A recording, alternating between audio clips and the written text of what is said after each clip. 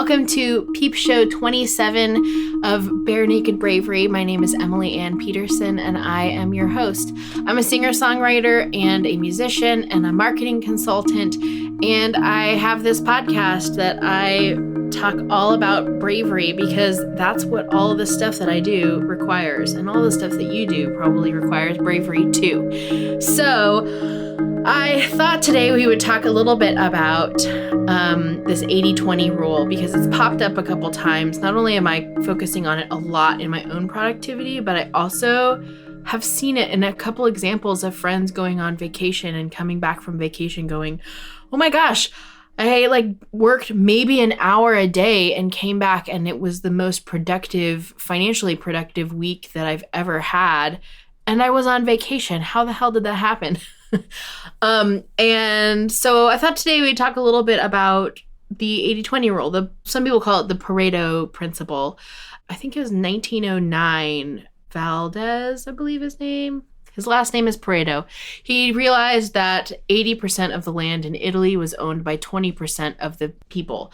And this rule, 80-20 rule, happens a lot because a lot of things are scaffolded onto each other. So in the instance of income distribution, that means that the more you make money, the more people come to you to give you their money, or the more opportunities that you have to make that money. It applies to productivity because a lot of times that extra 10% that we put into making things absolutely perfect actually doesn't make somebody not want to buy your product or want to buy your product even more. They appreciate it, but they're purchasing the product for the first 80% that you put in, or the first 20% of the effort that you put into your product. It happens a lot with, quite honestly, when you're not time blocking your life out and you have a ton of balls that you're spinning and potentially dropping. A lot of the work that you're putting into accomplishing all of those things goes into just juggling all of those things. So you're doing context switching a whole bunch, and that's not effective at all. So my suggestion to you is if you are not familiar with time blocking, go back and listen to that episode. I think it was a Peep Show episode. I also wrote an article on Medium all about time blocking, just kind of basic 101 time blocking. But in general, if you are feeling like something isn't quite working correctly, or like you might need to take a pause and analyze, wait, is this brave act that I'm about ready to do, is this actually the way that I want to go about doing it? I encourage you to take a minute and consider the 80-20 rule, because a lot of times when we are facing something really brave, for instance, Evelyn, one of our community members, was really curious about putting on house concerts. And she asked me for some basic advice, some 101s on house concerts in our Facebook group. And I replied to her in a Facebook Live and gave her all the tips that I knew of. And what my main suggestion to her was, pick one reason why you're doing this thing. If it's an experiment, then use the opportunity to experiment with it. Don't put all of the extra expectations on top of the event, because one, it might not work out. Two, you're going to get more stressed out because then there's even more risk and even more failure involved in the success or how the whole evening or concert goes. So, and that's ties to this 80-20 rule, because if you are loading up 150% of your expectations onto something or someone or some project, then you're going to be exhausted and pooped and not happy with the results, most likely. I know that a lot of us are really good at juggling things and having a ton of plates spinning and balls that we're throwing up in the air all at once. And that's what makes us really good at being creative. But it's also really important that we aren't getting caught up in perfection and aren't getting caught up in that last 20% that is going to bring us from 80 to 100. And that's not going to actually make a big, huge difference in the success of our career. So I want to give you a hall pass for this week to just try it out. See what happens when you just put in about 20% of effort in and see what happens. See what comes of it. If you're curious about this, go back and listen to Jeff Goins' episode. His episode, I believe, is titled Real Artists Don't Starve. And he wrote the book of the same title. And he did the same thing with his own career. He realized that he cut down his working hours by 5 every week. So 5 hours every week, he worked less. And then he got down to about 20 hours a week and realized, oh yeah, the quality of things is suffering.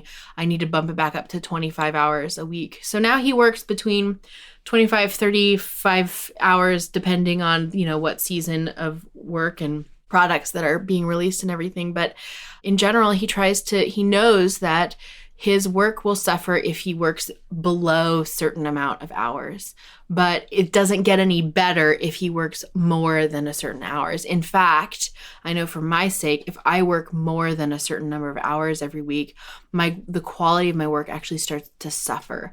So just because you're putting in a ton of effort does not mean you're getting a ton of quality out of that effort. So here's your hall pass. Try it out. Experiment with it, and I give you permission to take a break and prop your feet up and take it easy while you're working. Make sure that your work is easy and is enjoyable, and that the 80% of work that you're getting from the 20% of effort is high quality and really enjoyable. So, speaking of that, this is some of the stuff that we're going to be talking about in our guts class that's going to be open for registration soon. It's so exciting. Go to barenakedbravery.com/guts, GUTS, and you can check it out. It's basically a 6-week class on all of these concepts of bravery that we discuss here on the podcast.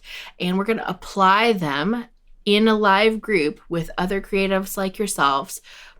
Apply them to an unfinished project that you have. So it doesn't have to be the best unfinished project or the unfinished project that you're scared of doing. It can just be one unfinished project that you've had an idea to do. And we're going to use that unfinished project as a sandbox for applying all of these crazy awesome bravery concepts to your life and to your career. So if you are interested, go to barenakedbravery.com/guts and you can check it out.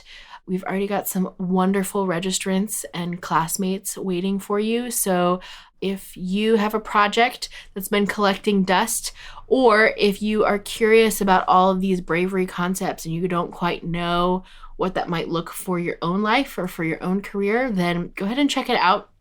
And if you have any questions, feel free to shoot me an email, hi@emilyannpeterson.com, and we will get you taken care of.